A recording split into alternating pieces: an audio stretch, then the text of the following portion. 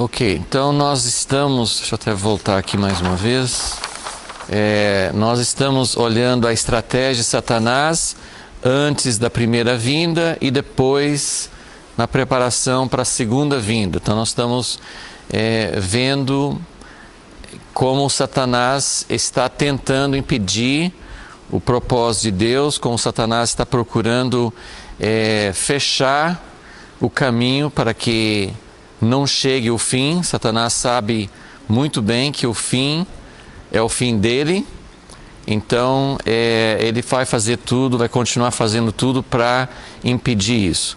Então nós temos já falado sobre essa época antes da primeira vinda. O grande objetivo de Satanás era impedir o nascimento de Jesus, do Filho, que seria Jesus. Para impedir o nascimento, ele tinha que também impedir a mulher. Então nós estamos vendo que para nascer o Filho precisa ter uma mulher. Sara representa essa mulher. E nós estamos vendo como isso aconteceu, não só uma mulher como Maria, mas a mulher representando a nação de Israel. Então durante muito tempo, Deus veio nesse período antes da primeira vinda de Jesus, Deus gastou 2000 anos só na preparação da mulher. Se você entender a mulher como a nação de Israel, Deus gastou 2000 anos preparando a mulher para poder dar à luz o filho que era Jesus. A gente não entende, eu acho que mesmo pensando isso, a gente não consegue entender a profundidade e a grandeza dessa preparação. Jesus vem, Deus pega uma mulher e nasce Jesus. Para que tanta coisa, tanta preparação, tanta necessidade? Não, Deus preparou a nação durante 2000 anos, tinha muita coisa para Deus fazer. Eu tenho procurado entender melhor todo esse tempo, por isso que nós estamos estudando detalhadamente o Velho Testamento, para a gente entender os propósitos de Deus em preparar essa mulher, porque tem muitos paralelos com a mesma coisa que está acontecendo agora. Por isso nos interessa tanto. Então Deus levou todo esse tempo para preparar a vinda do Filho, que seria o próprio Jesus.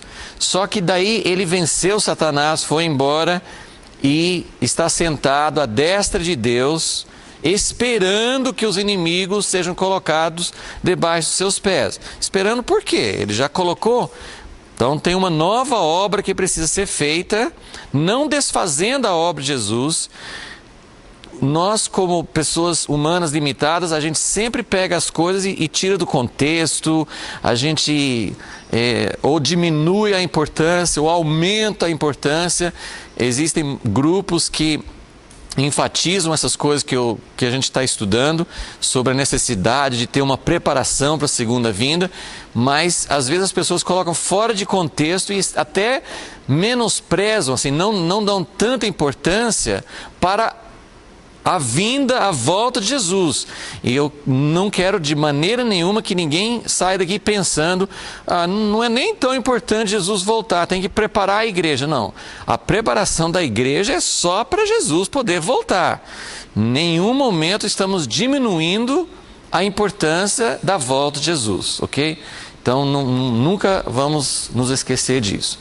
Mas queremos entender a estratégia de Satanás, porque Jesus não pode voltar. Vamos ver um texto que estou lembrando agora, só para a gente enfatizar esse ponto, assim, de que alguma coisa precisa acontecer para Jesus voltar, porque uma grande parte da igreja hoje não entende isso. Jesus pode voltar essa noite. Ele pode voltar à noite, ele é Deus, ele sabe quais são as coisas que precisam acontecer, então não sou eu que vou dizer para Jesus quando ele pode voltar e quando não pode voltar. Como Bob Mumford, aquele da patrola, como ele costuma falar assim, se Jesus quiser voltar essa noite, ele tem a minha permissão, né? Como coisa que ele precisa disso, claro que não. Mas ele fala isso para brincar, para dizer assim, lógico que não somos nós que vamos determinar quando Jesus vai voltar, não somos nós que vamos dizer assim, Jesus, o Senhor não pode voltar agora. Muito pelo contrário, o nosso clamor tem que ser, Jesus, por favor, volte essa noite, volte de dia. Não sei porque a gente sempre fala que Jesus pode voltar à noite, né? Mas ele pode voltar de dia também, ele tem a nossa permissão para voltar de dia, né? Porque a Bíblia diz que o fulgor, o brilho dele vai fazer o sol ficar envergonhado.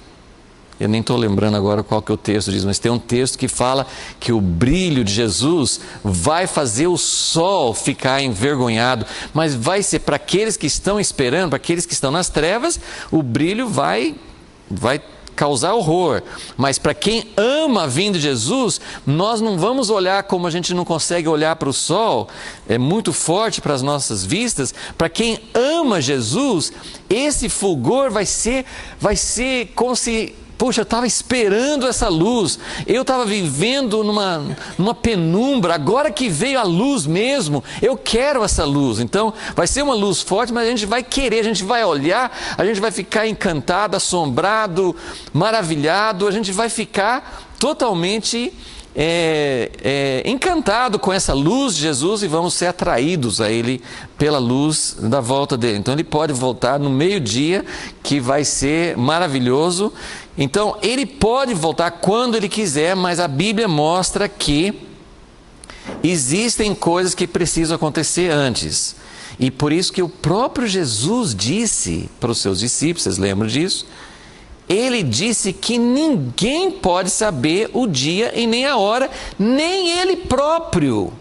Nem ele próprio pode saber. Por que ele não pode saber? Porque existem fatores que nem ele, como filho, só o pai que sabe de todas as coisas, é quem sabe exatamente o que precisa acontecer. Então Deus revela partes, lógico, são partes, nós de maneira nenhuma... Quanto mais nós estudarmos a palavra, quanto mais Deus nos revelar, nós sempre temos que estar cientes de que o que a gente sabe são pequenos indícios, pequenos sinais. O segredo de quando Jesus vai voltar, você acha que ele vai revelar? Ele já falou que não. Ninguém pode saber. Então, essas coisas, se nem o Filho pode saber, imagine nós, né? Nós não vamos saber todas as coisas. Então, tem fatores que nós precisamos ver. Eu só queria que vocês vissem esse texto em Atos 3, que é um texto bem chave para a gente entender essa questão da volta de Jesus e como algo precisa acontecer antes da volta de Jesus. Essa consciência nós como igreja precisamos ter. Não é uma coisa que Jesus pode voltar essa noite como assim, qualquer coisa, assim, não tem importância como está o mundo, Jesus pode voltar, a igreja pode estar em desarranjo, totalmente derrotada, as coisas podem estar de qualquer jeito, Jesus vai voltar e pôr tudo em ordem. Ele é capaz de fazer isso, mas ele já desenhou, ele já projetou, o Pai projetou um plano em que ele vai voltar de uma forma triunfal. Se precisava ter uma preparação longa para ele vir a primeira vez, humilde como servo, ele não ia mudar o sistema político, ele não ia mudar as coisas, ele veio simplesmente para manifestar quem era o Pai e resgatar a nossa vida, pagar o preço pelos pecados, tudo que ele fez. Se isso precisava de uma grande preparação, imagine agora para ele assumir o trono. Ele não virá de uma forma em bagunça, de qualquer jeito. Sim, o mundo vai estar pior, cada vez pior, mas tem uma preparação, tem uma noiva esperando, tem algo que precisa acontecer. Satanás sabe disso, mas a grande parte da igreja não sabe. Satanás sabe, a gente não sabe.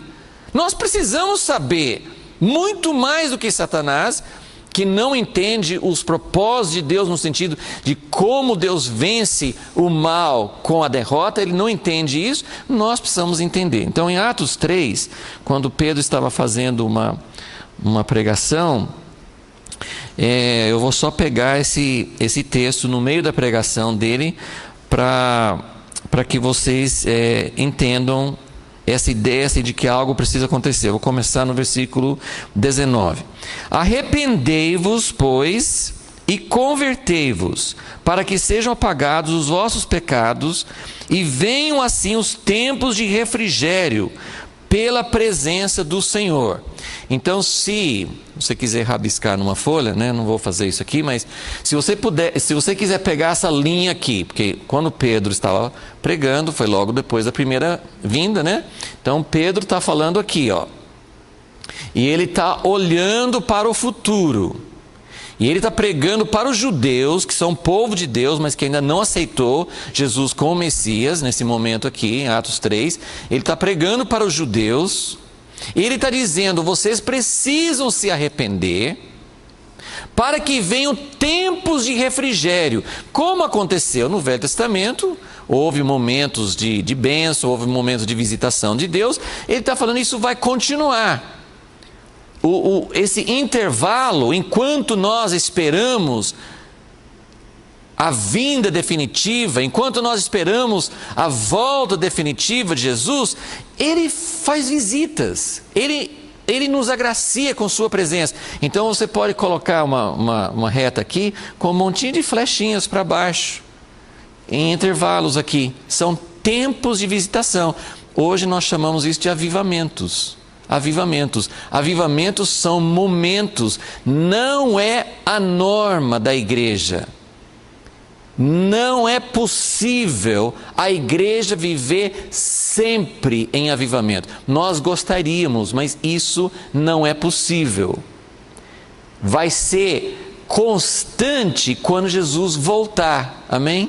Até Jesus voltar, nós podemos ter a presença dele, mas não de uma forma tão definitiva, não de uma forma constante, tão forte. Então nós temos essas flechas indicando tempos de visitação, tempos de avivamento, isso que ele chama tempos de refrigério, no versículo 19. Mas no versículo 20, ele fala da nossa esperança que vem no final aqui. O que é? A volta de Jesus, a vinda definitiva. Então, arrependei-vos, convertei-vos, buscai ao Senhor, para que Ele venha nos visitando de tempos em tempos, nos dando a graça, renovando a nossa esperança, nos fazendo ficar mais apaixonados por Ele. Mas isso não é o definitivo é a volta, versículo 20, que envie Ele, Jesus Cristo, que já dantes vos foi pregado. Então, essa é a história da igreja, essa é a história que nós estamos vivendo. Nós estamos buscando ao Senhor, se Ele puder nos agraciar com um tempo de avivamento, e faz muito bem ler sobre avivamentos passados, ler às vezes até sobre avivamentos que estão acontecendo em outros países, em outros lugares. A gente ama fazer isso. Não é gostoso você ler sobre quando a presença do Espírito Santo é forte, os pecadores se arrependem, parece que, né, lembra aquelas histórias assim que, né, Charles Finney, por exemplo, ele chegava num lugar, às vezes ele chegava até nem tem história de quando ele entrou numa fábrica que tinha muitas mulheres trabalhando, ninguém nem sabia quem era, ele entrou pela porta, todo mundo começou, pelo menos várias pessoas ali, sentiram tanta presença de Deus e tanto mal com os pecados, que começaram ali mesmo, no trabalho, a chorar, a se arrepender pelos pecados. Então tem várias histórias de como Deus faz isso, né? Na rua Azusa, que começou o movimento pentecostal, as pessoas chegavam assim, dentro da quadra. Lá estava o lugar onde Deus, assim, claro, Deus não é preso a um lugar, mas ali tinha um lugar que Deus estava visitando.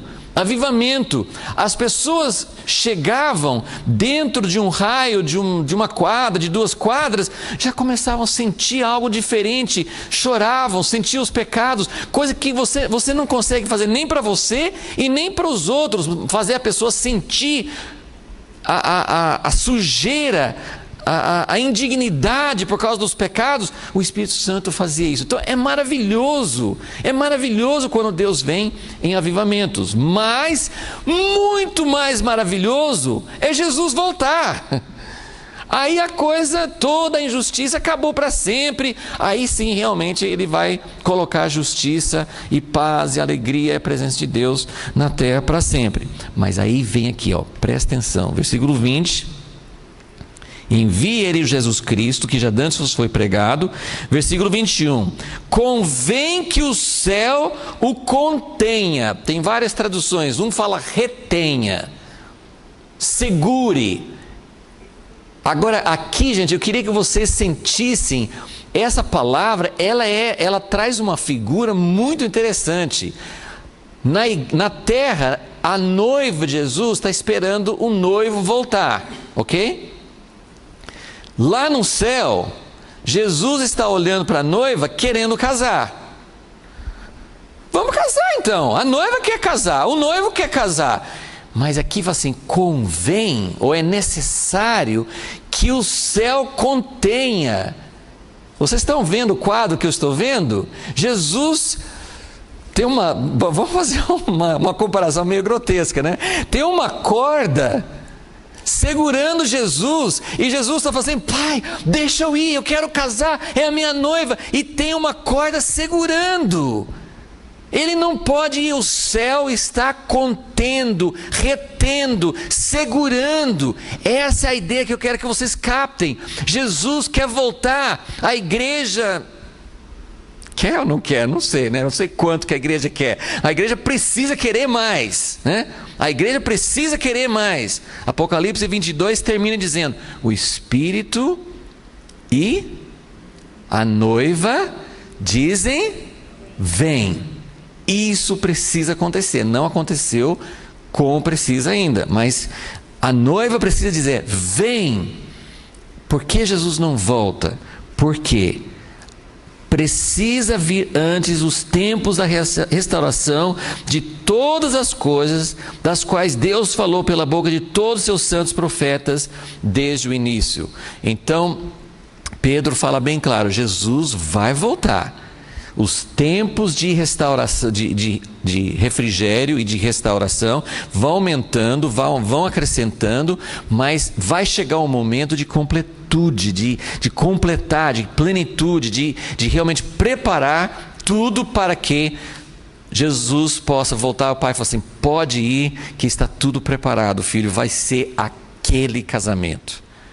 O Pai não quer qualquer casamento, amém? Ele não quer qualquer casamento. Você quer qualquer casamento? Às vezes nós falamos assim, não, estando com Jesus está bom, mas essa preparação é Jesus, nós já sabemos quem é o noivo, nós já fizemos nossa decisão, nós queremos casar com Jesus, mas nós precisamos nos preparar. Então, é sobre isso que nós estamos falando, ok? Então,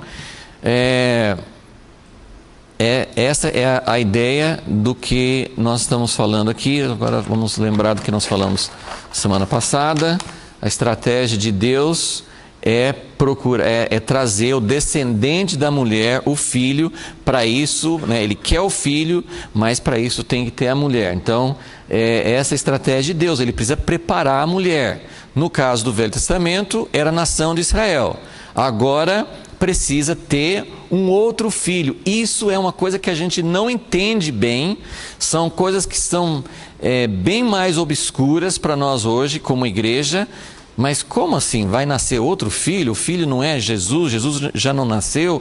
A gente pensa mais na igreja como a noiva, e é correto isso, mas nós vimos em Apocalipse 12 que tem uma mulher que sofre dores de parto para dar à luz um filho, e que esse filho nascendo vai trazer o final do combate. Essa guerra que vem prolongando, uma guerra assim, guerrilha. Sabe o que é guerrilha? Guerrilha é aquela guerra que não tem dois exércitos enfrentando um ao outro e acaba logo. Guerrilha é aquela coisa assim que tem uma força está no poder e a outra força é muito mais fraca, mas ela vai atacando, vai pegando, mordendo os calcanhares, né? Ela vai assim, dando umas atacadinhas assim, escondendo, lança uma bomba, lança uma coisa assim, corre, esconde de novo. Essa guerrilha, essa contenda que vai acontecendo durante todos os séculos, precisa chegar no conflito final e acabar, para Jesus poder voltar, ok? Então, ele precisa preparar a mulher para isso, porque Deus tem nesse grande plano dele, ele tem o plano, em síntese, o plano de Deus é envergonhar Satanás, vencendo Satanás com o adversário mais fraco que Satanás. Isso traz glória para Deus. Deus pode sim, não precisa nem do pé dele. Deus pode soprar, Deus pode pôr o dedinho dele em cima de Satanás e acabar com ele rapidinho. Isso não traz muita glória para Deus, porque todo mundo sabe, Satanás sabe que Deus é mais forte que ele. A aposta de Satanás contra Deus é: você criou um homem, você criou a humanidade, você tem um propósito de morar na terra com esse homem, mas eu vou estragar o seu plano. É isso que Satanás fez com Deus. Eu vou estragar o seu plano. E ele tem feito bastante coisa, né? Sempre parece que ele está ganhando, né? Que Satanás está ganhando. Sempre parece que Deus está perdendo. Porque sempre nas contendas, nas dificuldades ali, né? Pedro nega Jesus. Ele não tem força ali na hora, mas vai chegar a hora que Pedro, a igreja, nós não vamos negar Jesus, amém? Isso vai envergonhar Satanás, né? Então ele tem que preparar a mulher, tem que proteger a mulher para que ela possa chegar nesse ponto aqui, ó, de dar à luz. Então agora eu quero que vocês me acompanhem rapidinho, só quero falar. Me perguntaram no início da aula se é hoje que vamos falar do filho, né? Que nós estamos protelando. Vamos deixar para 2014, né? Porque alguém falou assim que vamos ficar uma semana ou duas com dores de parto só, né? Só com as dores de parto. E daria para... Meu irmão Roberto, acho que deu durante todo um... Você estava no CPPI, que ele falou sobre dores de parto, né?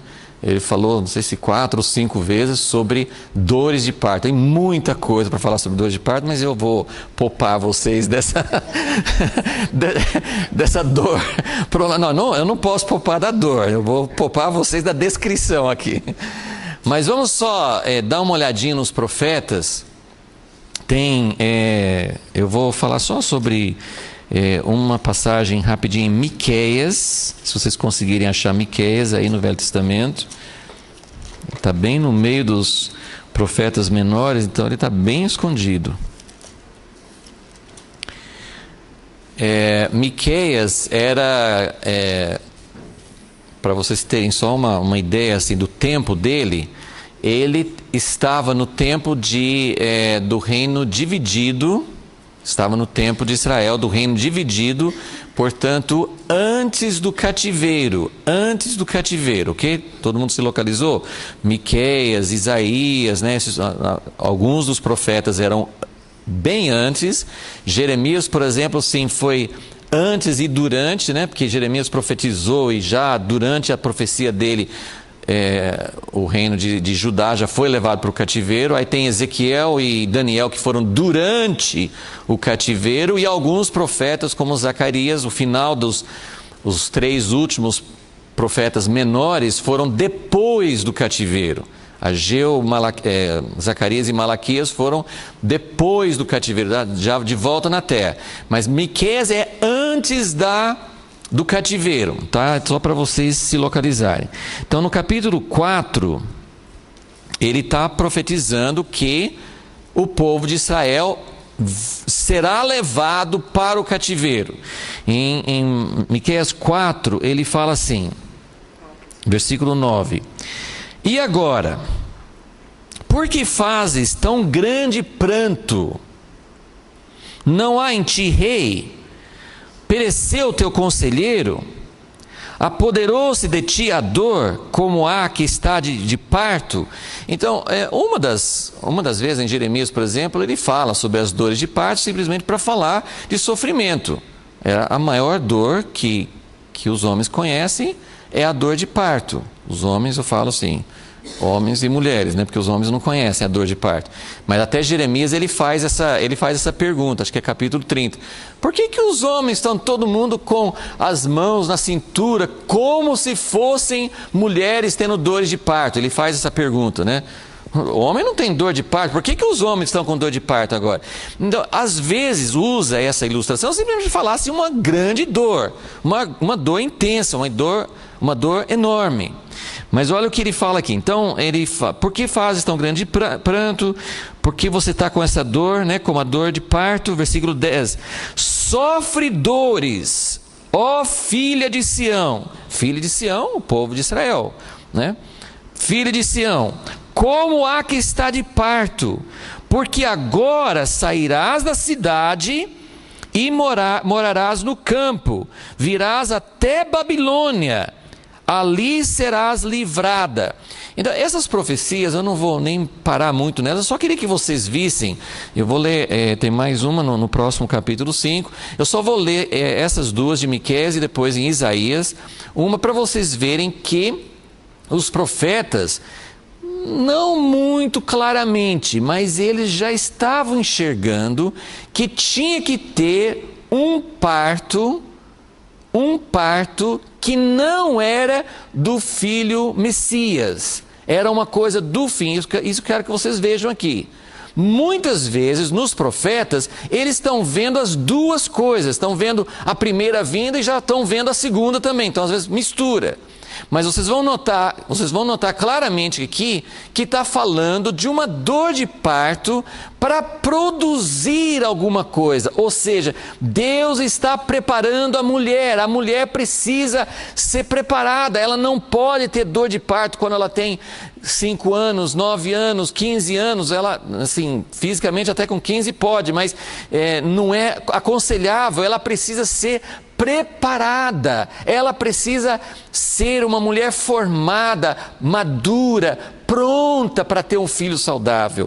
Deus está preparando a noiva, que a gente sempre pensa da mulher da igreja como noiva, mas essa noiva precisa dar à luz. Ela precisa chegar a esse ponto de Apocalipse 12, de poder ter um filho. Esse é o propósito do casamento, esse é o propósito que Deus quer a igreja para que ela possa produzir filhos. Então, Israel, agora nós estamos no contexto do Velho Testamento, o que Miqueias está dizendo? Deus está preparando a mulher. Ela foi preparada durante muito tempo até produzir o rei Davi. Isso já é passado aqui. Rei Davi já tinha vindo, já tinha morrido, agora estamos num reino dividido. Mas Deus produziu através da mulher o rei Davi. Não foi uma coisa fantástica? Deus trabalhou anos e anos para preparar a nação de Israel até produzir o rei Davi. Coisa tremenda. O rei Davi não foi um cara que simplesmente caiu de paraquedas na história. O rei Davi, ele é fruto de Abraão, Isaac, Jacó e gerações, e Moisés entrando na terra, ele é fruto. Por que alguém no tempo de Moisés, no tempo de Abraão não foi como o rei Davi? Porque não tinha sido preparado. Então a história prepara, as gerações preparam, Deus está fazendo algo, por isso que a gente precisa estar ligado. O que Deus fez no nosso tempo com nossos antepassados espirituais? O que Deus fez nas gerações anteriores da igreja? Nós precisamos estar ligados. Porque Davi surgiu em cena por causa de um resultado de sementes plantadas, nutridas, colhidas, fruto dado, aí finalmente vem Davi. Mas só que depois de Davi ainda tinha coisa errada, não estava pronto ainda. Davi teve um filho, Salomão foi figura, mas ele não era o filho ainda. Ele chegou à glória, manifestou tanta coisa, mas caiu de novo. Você imagina Deus chorando, Deus chegando tão perto do alvo dele, e o reino é dividido. O reino dividido, esse tempo que nós estamos estudando, isso causa dor, isso causa frustração, isso causa sofrimento para o nosso Deus. Ver o povo passando por tudo isso. E eu coloquei aqui embaixo essas observações, que parece que Deus está sempre perdendo, porque ele chegou em Davi e depois Satanás fala assim: eu vou estragar o filho de Davi, Eu vou plantar o meu vírus no coração de Salomão. Eu vou introduzir mulheres e vai entrar no coração. E se você estuda, nós já fizemos esse estudo aqui em anos passados, né? Como Salomão amava o Senhor, como Salomão estava assim, realmente trazendo o resultado que Davi tinha plantado no coração dele. Só que daí as mulheres estranhas conseguiram seduzir o coração de Salomão, e Salomão perdeu o que ele tinha. Então, não parece que Deus está perdendo de novo? Deus perdeu de novo. Chegou em Davi, tão perfeito, tão maravilhoso, chegando perto do alvo, e Salomão perde tudo, né? E aí ele está dizendo aqui, agora volta para esse texto aqui: filha de Sião, sofra dores, vocês vão ser arrancados dos seus lugares de habitação, vocês vão ser levados para a Babilônia, mas lá eu vou purificar vocês. Então nós temos Deus parece que sempre está perdendo, mas 2, quando parece que Deus está perdendo, o que Deus realmente está fazendo? Que Satanás não entende essa parte. O que Deus está fazendo quando parece que Deus está perdendo? Ele está purificando pelo sofrimento, pelas dores de parto, porque Israel foi para a Babilônia, foi um tanto, eu não me lembro dos números agora, mas só de Jerusalém, naquele tempo de Nabucodonosor, né, fala de um número que foi levado para o cativeiro. O que voltou, eu acho que não dá nem 10%, em Esdras e Neemias. Um pequeno remanescente voltou para Jerusalém. É um remanescente, mas voltou purificado. Israel nunca mais foi atrás da idolatria. Então, isso que ele está dizendo, olha, volta aqui, ó. Versículo 10, 4:10. Sofre dores, ó filha de Sião, como a que está de parto, porque agora sairás da cidade, morarás no campo, virás até Babilônia, e o que vem depois? Ali, onde? Em Babilônia, quem diria? Em Babilônia, vocês serão livrados. Como? Livrados do pecado. Livrados da idolatria. Deus ia fazer algo que ia purificar a sua nação da idolatria, e a mulher ia ficar preparada para dar à luz Jesus Cristo. Isso é um paralelo que Deus está fazendo na igreja. Deus está permitindo divisão que corta o coração de Deus,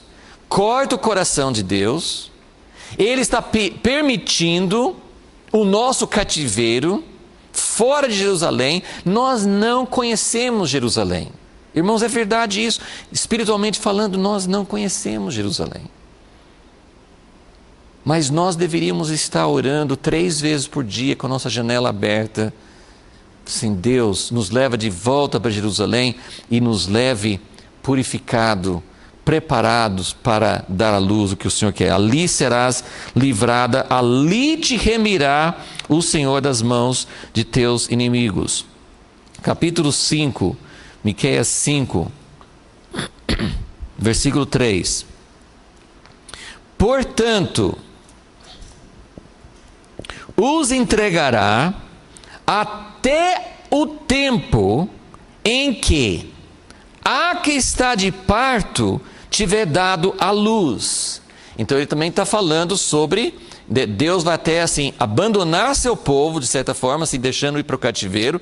Vocês vão ficar ali até o tempo em que a que está com dores de parto vai dar à luz. Então o restante de seus irmãos voltará com os filhos de Israel, ele permanecerá, e aí vai falando da restauração. Então eu queria que vocês vissem isso, que nos profetas, ainda que de uma maneira mais obscura, mas eles falam do parto. Agora Isaías 66.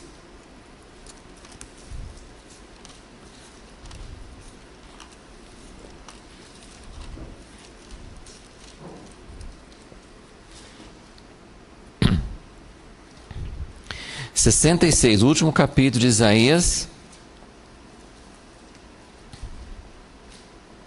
versículo 6.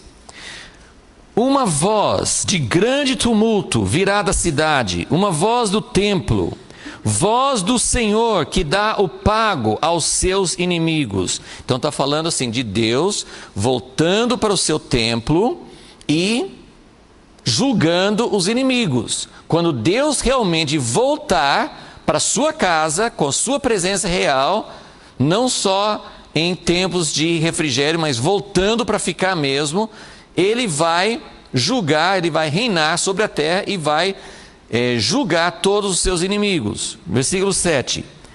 Antes que estivesse de parto, deu à luz. Até meio assim, opa, como assim? Antes que estivesse de parto, deu à luz. Antes que lhe viessem as dores, deu à luz um filho. Quem jamais ouviu tal coisa? Existem duas maneiras de pensar sobre isso, né? Algumas pessoas falam assim, não, ele está falando um absurdo, não tem jeito de dar à luz sem ter dores de parto. Outros falam assim, não, porque essa profecia, ela tem um sentido, porque ele vai continuar, deixa eu só ler um pouquinho mais na frente. Antes que estivesse de parto, versículo 7, versículo 8, quem jamais ouviu tal coisa, quem viu coisas semelhantes? Poder-se-ia fazer nascer uma terra num só dia? Nasceria uma nação de uma só vez? Mas Sião mal sentiu as dores. Então, se você olhar esse versículo, você não ficou sem dores. Só que foi rápido. Foi muito rápido, né? Tem partos naturais, né? Assim, a minha irmã, o terceiro filho dela, nasceu em casa. Eu nem perguntei para ela assim, se ela sentiu muitas dores. Eu sei que ela não deu tempo nem de chamar médico, de ir no hospital, nada assim. O filho nasceu no banheiro, na casa dela. Foi assim uma coisa muito rápida, né? Nem todos, a maioria dos partos naturais não são assim, né? Às vezes passam horas, às vezes passa mais de um dia com dores de parto, né? Por isso que muitos optam pelo nascimento com cesariano. Mas ele fala assim, mal ela começou a sentir as dores de parto, ela já deu à luz, né? Mal sentiu as dores de parto e já deu à luz a seus filhos. Então eu queria que vocês vissem aqui que o que o profeta está falando, não aqui, e aqui todo o contexto desse capítulo aqui, era a segunda vinda. Não vou tomar o tempo agora, mas vocês podem ler o contexto, que Isaías claramente está falando sobre juízo final, sobre a segunda vinda. Às vezes eles misturavam, mas aqui está muito claro que está falando sobre isso. E o parto aqui não é do Messias, aqui o parto é muitos filhos. Então o filho que vai nascer, ele é um filho coletivo, ele é um filho de muitas pessoas, não é uma pessoa que agora nós estamos esperando nascer. Nós estamos esperando outra coisa nesse filho que vai nascer da mulher gloriosa. Então aqui fica mais claro isso. Versículo 9, abriria eu a madre e não faria nascer, diz o Senhor? Faria nascer e fecharia a madre? E aí ele vai falando sobre a glória que virá depois. Então, algumas pessoas interpretam que ele está falando absurdo, né? Que não pode ter, e se você, né, no versículo 9 ele confirma isso, que realmente não tem nascimento sem dores de parto. E se a gente combinar com Apocalipse 12, a mulher dos últimos tempos, ela tem dores de parto, e ela grita com angústia, né? Porque as dores de parto vêm. Então, que está dizendo aqui? Que a mulher, que no Velho Testamento era a nação de Israel, agora é todo o povo de Deus, a igreja, Deus está preparando porque precisa nascer um filho, ok? Eu só vou ler um texto no Novo Testamento sobre dores de parto, porque eu não vou ficar enfatizando muito esse aspecto, mas eu só vou ler o texto em Romanos 8, muitos conhecem, que faz uma aplicação espiritual. Paulo em Gálatas tem outro texto que vocês podem só anotar, acho que Gálatas 4,19. Paulo fala sobre dores de parto para Cristo ser formado. Isso, 4,19, Gálatas 4,19.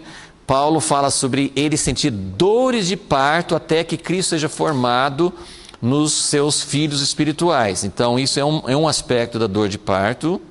E o outro aspecto é esse aqui de Romanos 8. Romanos 8 fala assim, versículo 26, 8:26. Da mesma maneira, também o Espírito ajuda as nossas fraquezas. Não sabemos o que havemos de pedir como convém, mas o mesmo Espírito intercede por nós com gemidos inexprimíveis. O Espírito Santo, irmãos, dentro de nós, o batismo no Espírito Santo, a visitação do Espírito Santo. Às vezes as pessoas pensam, eu recebo o batismo do Espírito Santo para falar em línguas, isso é maravilhoso, ou para ter alguns dons, como de cura, ou unção para pregar. Tudo isso faz parte. Mas o Espírito Santo, ele vem, ele entra em todos nós como corpo, porque ele quer produzir o filho que Deus está esperando.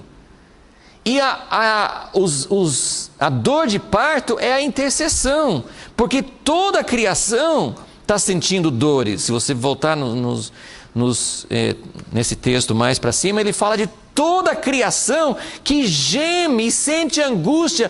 A natureza, os rios, a atmosfera, as árvores, os animais em extinção, toda a criação está sentindo dores de parto para que o reino de Deus venha e renove tudo isso e acabe com toda essa dor, né? Então, dentro de nós, o Espírito Santo está gemendo e nós precisamos dar mais lugar para isso. Precisamos ter mais ambientes para isso. Precisamos ter mais momentos de oração individual e coletiva, deixando o Espírito Santo gemer. Ele fala assim, a gente não sabe como orar. Nós não sabemos como orar. Mas quando nós ouvimos a palavra, quando nós começamos a entender mais os propósitos de Deus, o que deve acontecer dentro de nós é o Espírito Santo nos conduzindo a orar.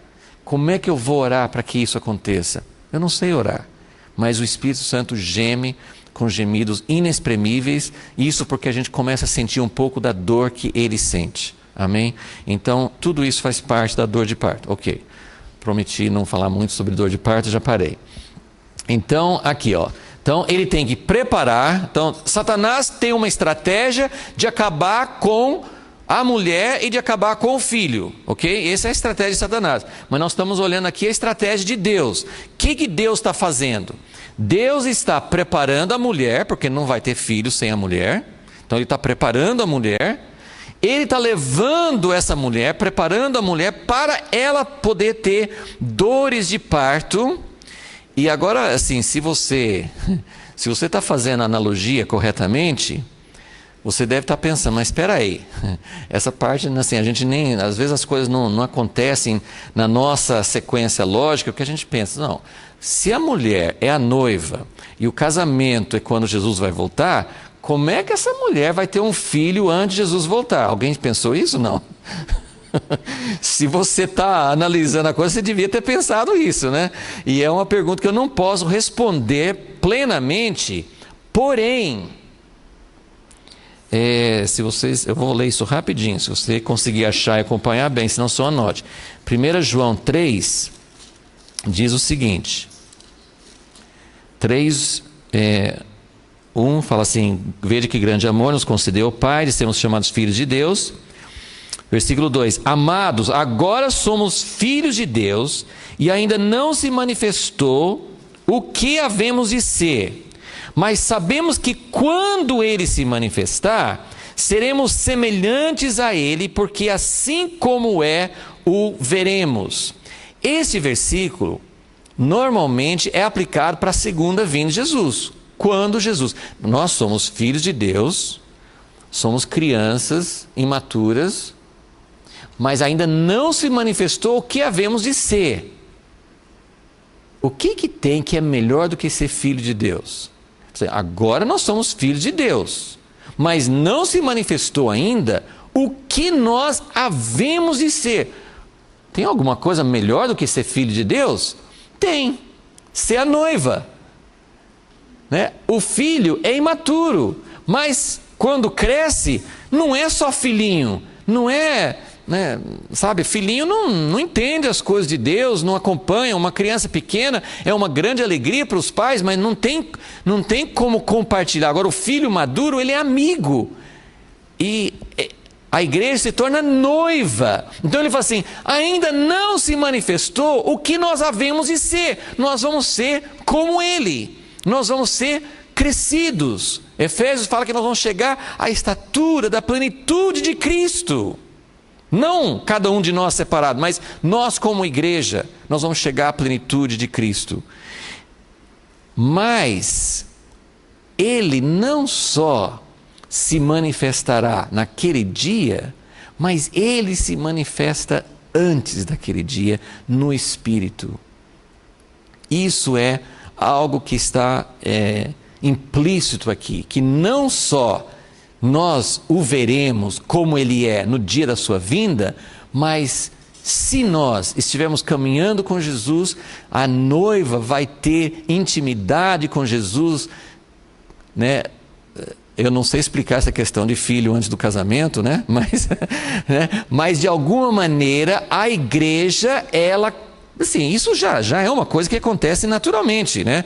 Todos nós, com comunhão com Jesus, nós produzimos fruto. Então, o fruto é resultado de comunhão. Então, isso é uma coisa que está acontecendo normalmente. A igreja ou as pessoas individuais, na proporção que nós temos comunhão com Jesus, intimidade com Jesus, a vida dele é implantada em nós e nós produzimos fruto.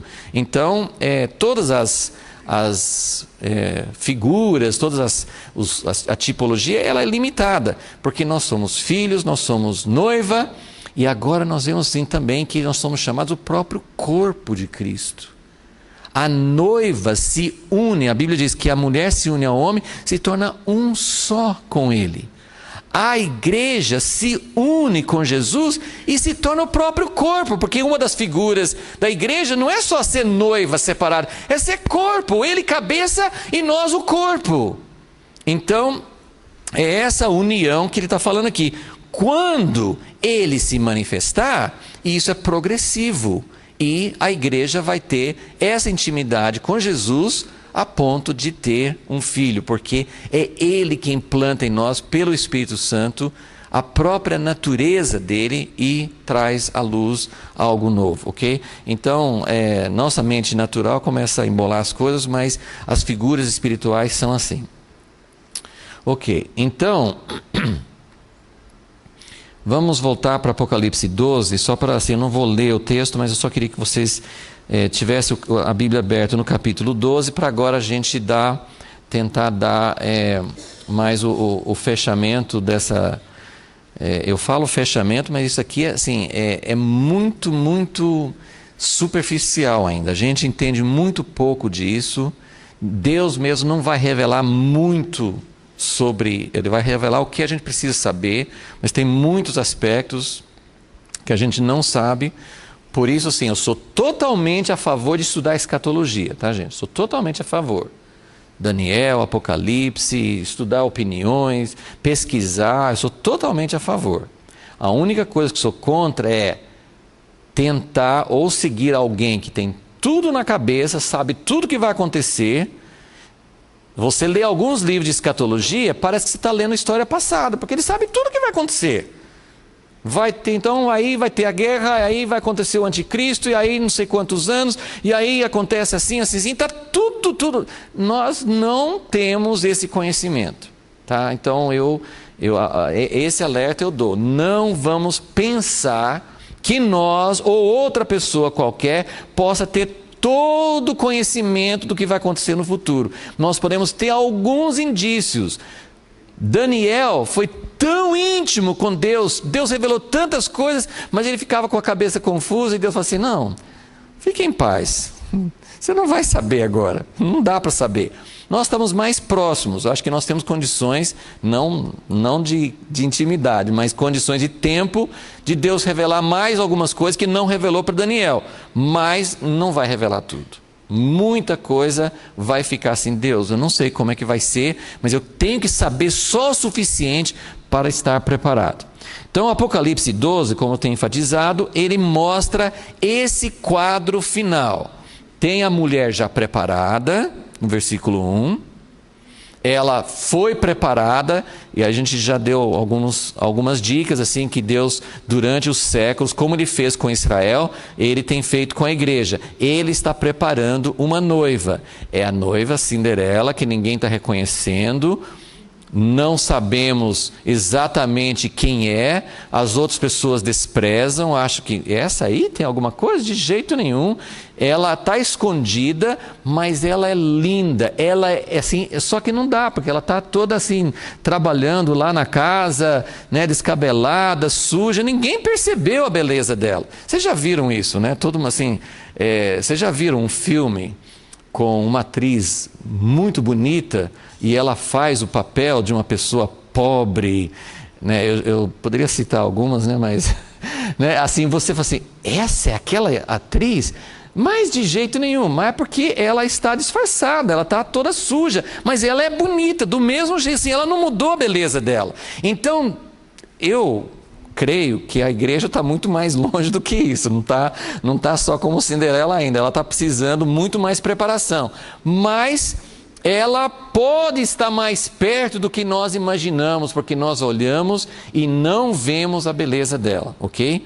Mas ela precisa ser preparada pelo sofrimento para chegar ao ponto de realmente poder dar luz. Então, Apocalipse 12, a mulher já está pronta, Deus está protegendo,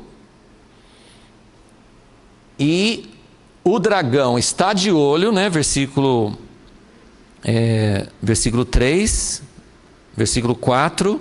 O dragão parou diante da mulher que estava prestes a dar luz, para que, dando ela a luz, lhe devorasse o filho. Então o dragão, durante todos os séculos, ele quer impedir a mulher, mas nesse ponto aqui, ele já sabe que ele perdeu a batalha com a mulher, mas agora ele quer pegar o filho.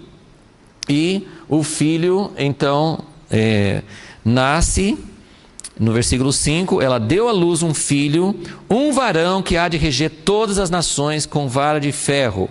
Então o filho nasce e aí ele é arrebatado ao céu, tem uma grande vitória na batalha, que vem há séculos, há milênios tem uma batalha entre Miguel e os seus anjos, os anjos de Deus e Satanás, mas de repente, por causa do filho varão, isso que vocês precisam perceber, por causa do filho que nasceu da mulher, a balança, o equilíbrio de poder muda, de repente, né? E a gente vê isso no livro de Daniel. Daniel estava orando, por que Miguel conseguiu vencer o príncipe da Pérsia? Porque Daniel estava orando. Então é muito interessante como nós não temos poder nenhum em nós, mas o Espírito Santo gemendo, as dores de parto estão ajudando a vitória final de Deus. Então tem uma grande vitória no céu e depois vai ter um grande testemunho na terra. Então agora vamos identificar, que todo mundo quer saber quem é o filho, né? Então vamos lá. Aqui em Apocalipse 12, a identificação que nós temos aqui é a seguinte, vamos ler o versículo 5. Ela deu à luz um filho, um varão, que há de reger todas as nações com vara de ferro. Então nós temos a identificação de quem é o filho. É aquele que vai reger as nações com vara de ferro. Quem é o filho, quem é o homem que vai reger as nações com vara de ferro? Quem é? Todo mundo vai falar, é Jesus. Olha, eu dei uma olhada rápida, pelo que eu consegui perceber, essa expressão, reger as nações com vara de ferro, aparece 4 vezes na Bíblia. 3 em Apocalipse. E 1 vez em Salmo 2. Então, como a gente está com pouco tempo, vocês só anotem aí, acho que Salmo 2, versículo 7, ele fala do filho, lá claramente está falando de Jesus. Ok? Então, são 4 vezes. Salmo, deixa eu só marcar aqui para não perder.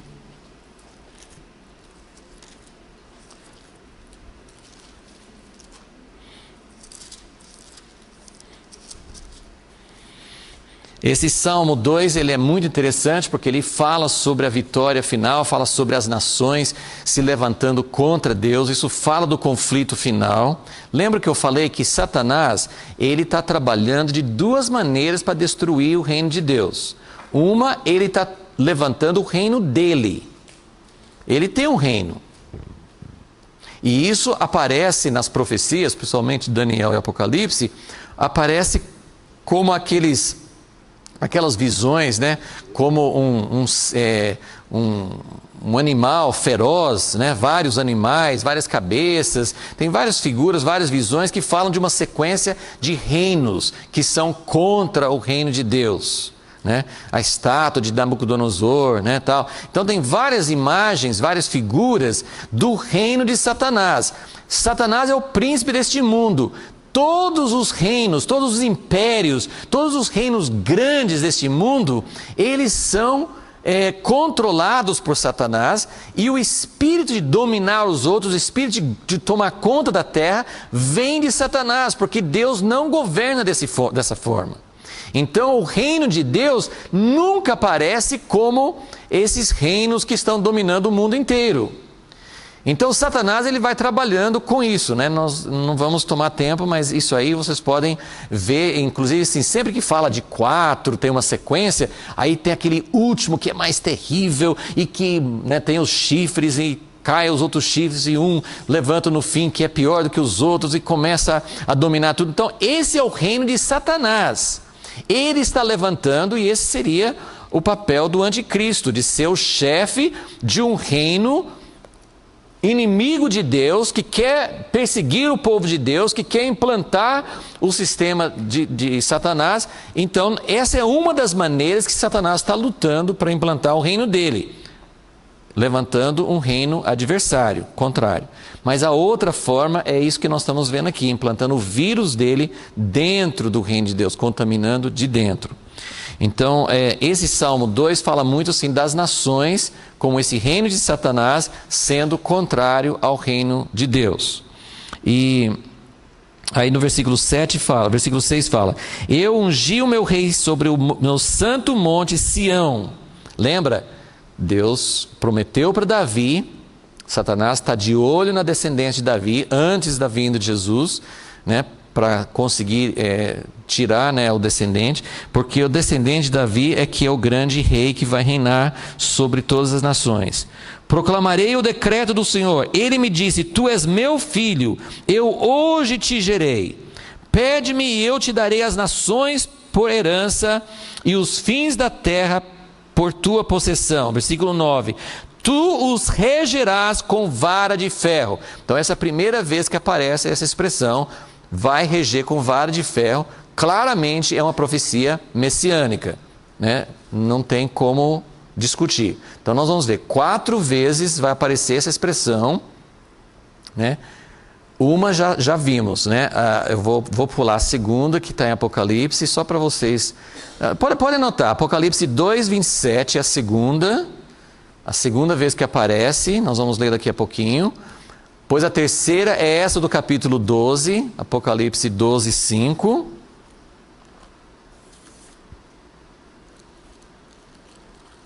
E a última vez é Apocalipse 19. Eu vou ler essa última primeiro para depois a gente voltar para o Apocalipse 2. Tá? Então tem o Salmo 2,9, depois Apocalipse 2, 27, depois Apocalipse 12, 5, que é essa mulher que dá à luz o filho varão, e o último em Apocalipse 19.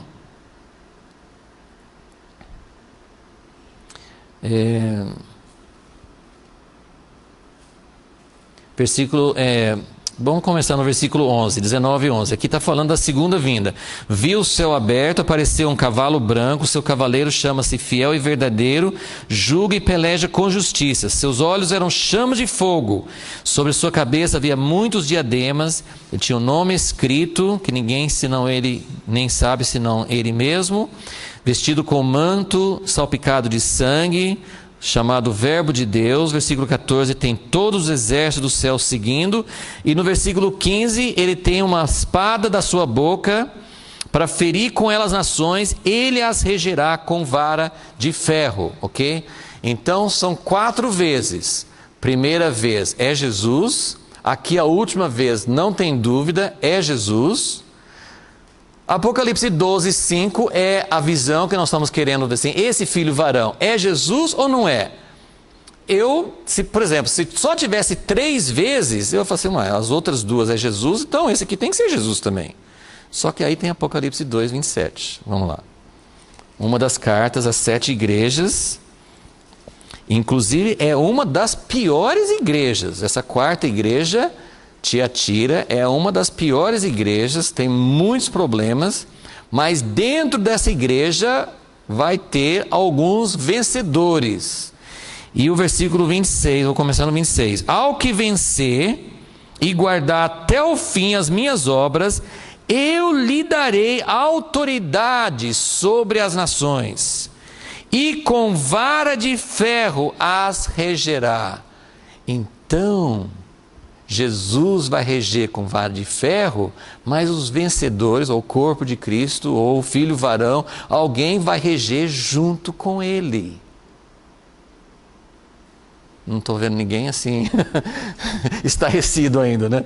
Mas o filho varão, quem é o filho varão? Ele pode ser uma figura de Jesus? Pode, mas aqui no próprio livro de Apocalipse, ele está dizendo, não é só Jesus que vai reger com vara de ferro. Ao vencedor, e só para a gente combinar isso, em Apocalipse 3, na última igreja, Apocalipse 3, todo mundo lembra da igreja de Laodiceia, né? Também uma igreja que ele está pronto para vomitar da boca, mas ele fala, versículo 21, 3, 21, ao que vencer, dentro da igreja de Laodiceia, ao que vencer, dar-lhe-ei a sentar-se comigo no meu trono. Gente, nós precisamos entender isso. A igreja é chamada noiva, está achando que vida de noiva vai ser assim, sentada assim, em berço esplêndido, fazendo nada assim, só olhando para o céu. Não, a noiva é chamada para sentar-se com Jesus no trono. E sentar no trono, gente, não é moleza, tem que ficar a par de todas as coisas. Sentar no trono é uma expressão, mas isso é responsabilidade, vai reger todas as nações, vai sentar junto com Jesus. Nós vamos ter comunhão com Ele, falando com Ele, andando com Ele em todas as coisas. O que se envolve, nós não temos a mínima ideia. Mas nós sabemos que isso é um chamado sublime, é um chamado maravilhoso. Agora pense bem, são 4 vezes que fala sobre vara de ferro. Salmo, o primeiro e a última, sem dúvida, Jesus. Salmo 2,9 e Apocalipse 19,15, claramente Jesus. Apocalipse 2, claramente são pessoas da igreja, os vencedores, a igreja. Porque se você... Aqui vem um assunto que não vamos ter tempo assim, de explorar em profundidade, mas aqui tem uma questão assim, tem uma igreja, dentro da igreja tem os vencedores. Mas se você ler as 7 igrejas, quem não é vencedor, meu amigo? Porque ou você vence ou você está fora. Porque ele fala, em uma das igrejas ele fala assim, ao vencedor darei da árvore da vida. Quer dizer que se eu não for vencedor, eu não tenho árvore da vida, então eu estou fora. Entende? Então nós não estamos falando sobre assim, não, tem a igreja que a maioria não quer saber de nada. Isso infelizmente tem esse tipo de mistura hoje. Mas o vencedor, de acordo com o que ele está falando no Apocalipse, e principalmente no tempo de fim, ou você vence ou você está fora. E o vencedor não é por força, não é capacidade, não é não é ser super espiritual. O vencedor é depender de Jesus. Vencedor é ser fiel a Ele. Vencedor é não negar o nome dEle. Então, o vencedor, ele não prova da segunda morte, ele tem um nome novo, ele se assenta com Jesus no trono, junto com Jesus, e ele também rege as nações com vara de ferro. Então, nesse contexto, nós podemos dizer, 4 vezes fala sobre vara de ferro, reinar com reger as nações com vara de ferro, 2 está falando de Jesus, e 2 do corpo de Jesus. Amém? Então, esse filho, puxa vida, né? Esse relógio não me ajuda, né? Eu vou então dar só mais um toque para vocês poderem não ir embora assim sem um pouquinho mais de noção. Mas é a igreja, irmãos, é a igreja. A mulher é a igreja, e o que ela produz, o que nasce dela é a igreja. São os vencedores. Eu não vou ler esse texto, né? Efésios 2, acho que 15 também, fala que Deus quebrou as paredes e separações entre judeus e gentios. Não sei se vocês vão lembrar dessa passagem. Efésios 2, ele fala assim que tinha judeus, tinha gentios, tinha uma separação forte entre os dois povos. Aí ele fala assim, em Jesus, essa parede de separação foi removida para que dos dois povos pudesse formar o quê? Alguém lembra da expressão lá em Efésios? Tem dois povos, judeus e gentios. Tem uma parede de separação de séculos, né, que os judeus eram o único povo de Deus e tal. Mas Jesus veio na cruz, ele tirou essa parede, ele formou dos dois povos o quê? Um novo homem. É o filho varão. É o novo homem. Vocês percebem? Tem a figura da igreja como noiva, mas tem a igreja como corpo, tem a igreja como um novo homem. Por que novo homem? Porque é aquele que parece com Jesus. Então são figuras, são tipologias, mas fazem parte. Tem uma diferença? Tem uma coisa é produzida pela outra? Sim. A gente não entende muito sobre isso, mas é mais ou menos isso. Deus precisa formar uma igreja purificada, limpa, para que ela possa produzir, quer dizer, sai do meio dela, são as pessoas, são os filhos, como nós lemos em Isaías. A mulher precisa dar à luz, ela vai voltar para a terra, ela vai ter dores de parto, ela vai dar à luz muitos filhos, filhos parecidos com Jesus. Então, a noiva é a igreja e os filhos que ela produz fazem parte da igreja também. São figuras que a nossa cabeça quer separar, mas fazem parte do mesmo povo. Tem algumas diferenças, quem sabe, como dentro da igreja tem ministérios, tem pessoas que estão aptas para fazer uma obra ou outra, mas não importa, todos fazem parte da igreja. Mas a igreja gloriosa, ela vai produzir um povo, ela vai produzir um testemunho, ela vai produzir algo diferente. Então, só vou dar essa pincelada para a gente voltar nesse tema semana que vem. No livro de Apocalipse, descreve esse povo que sai, que é produzido, que amadurece do meio da igreja. Tem três figuras diferentes. Uma é esse filho varão, Apocalipse 12. A outra, nós já estudamos com Elias, são as duas testemunhas. Duas testemunhas, nós já estudamos, já vimos isso. A igreja vai produzir um testemunho. Aqui, ó, grande testemunho. Assim como Jesus andou na terra 3 anos e meio, dando testemunho de como Deus é. Jesus mostrou como ninguém, nem Abraão, nem Davi, nem Moisés, ninguém mostrou como Deus realmente era. Jesus deu testemunho, não foi? Antes de Jesus voltar, precisa ter um testemunho. Um testemunho, é isso que acontece. A igreja é aperfeiçoada, é santificada, entra em comunhão com Jesus, e do meio da igreja, quer dizer, da própria igreja, a igreja gera filhos que dão testemunho. Um testemunho diferente, grande testemunho. Grande testemunho na terra, testemunho que nunca antes foi dado. Deus queria que Israel desse esse testemunho. Israel sempre falhou, Deus sempre perdendo. Eu vou fazer uma nação. Satanás fala, eu pego essa nação, eu vou estragar tudo, eu vou jogar meu vírus dentro dessa nação. Deus sempre perdendo, mas Deus sempre chegando mais perto do alvo. Satanás não percebe, mas Deus está chegando perto do alvo dele. Deus está produzindo. Então a igreja, ela vai produzir, pela vida de Deus na igreja, ela vai produzir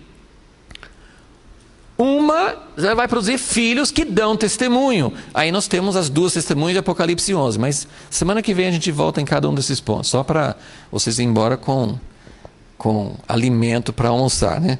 É um grande testemunho. Então são as duas testemunhas de Apocalipse 11. E tem uma outra figura que está em dois lugares no Apocalipse. Capítulo 7 e capítulo 14. São 144 mil pessoas seladas de todas as tribos de Israel, que são, né, nós vamos ler essas passagens também, né? Então, são essas pessoas, esse grupo, essas pessoas que são produzidas pela própria igreja, saem do seio da igreja, são frutos, são filhos da igreja, não são fora da igreja. Tem pessoas que começam a buscar essas coisas de Deus, e mais revelações, e começam a se separar da igreja. A igreja é a madre, a igreja é de onde vai sair.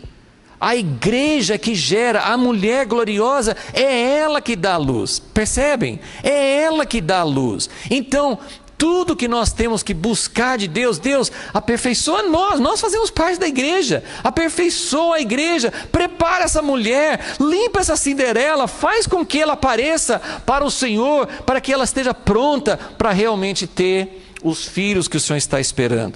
E aí vai ter grande ira, como descreve aqui em Apocalipse 12, quando tem essa guerra no céu, Satanás é expulso do céu.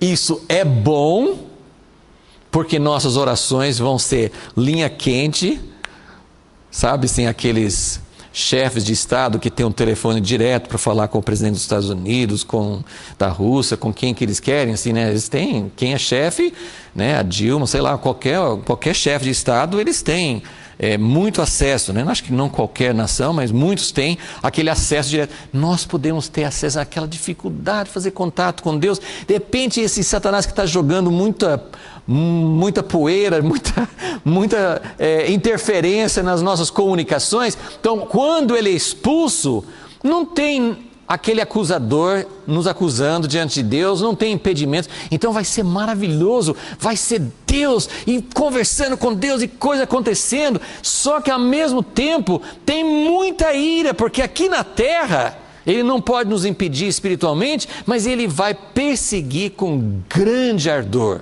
Isso é a tribulação, é o tempo final em que tem essa grande guerra, o povo de Deus tendo acesso a Deus, dando testemunho, glorificando o nome de Deus, mas Satanás perseguindo, fazendo estrago, tudo que ele pode fazer.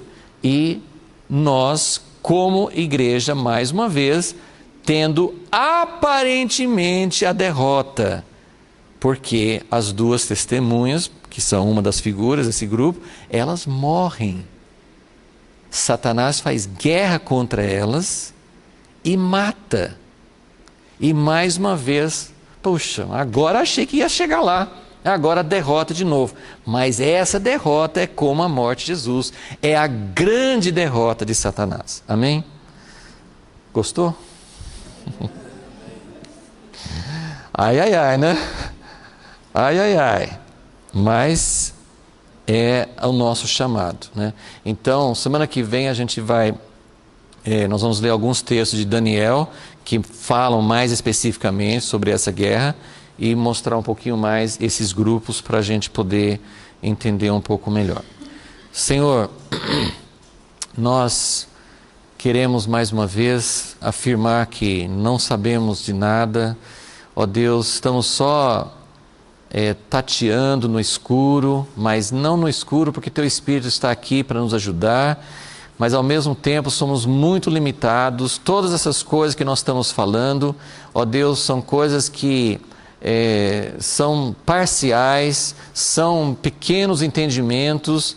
Se não for, ó Deus, desse jeito, o Senhor pode nos mostrar em qualquer momento. Nós desejamos que o Senhor nos mostre em qualquer lugar, em qualquer área onde estamos errando, onde estamos interpretando errado. Queremos entender a Tua verdade, Senhor. Estamos desejando, ó Deus, com todo o nosso coração, nós queremos a verdade. Nós não queremos belas teorias, não queremos descobrir um monte de segredos e achar que nós estamos vendo mais que os outros. Não queremos nada disso, Senhor. Nós queremos deixar o Teu Espírito agir em nós, para que haja intercessão, para que haja dores de parto, para que haja purificação na nossa própria vida, Jesus. Purifica a nossa vida de toda impureza. Senhor Jesus, quantas coisas ainda contaminam a nossa vida, nosso pensamento, as nossas atitudes. E, ó Deus, nós cremos em Ti, que o que vai glorificar a Ti é essa igreja dando testemunho de Ti, mostrando como Tu és e como nós estamos longe disso, Senhor. Nós não estamos mostrando como o Senhor realmente é. Ó Deus, começa a agir na nossa vida, Senhor. Nós pedimos e clamamos a Ti, em nome de Jesus. Amém.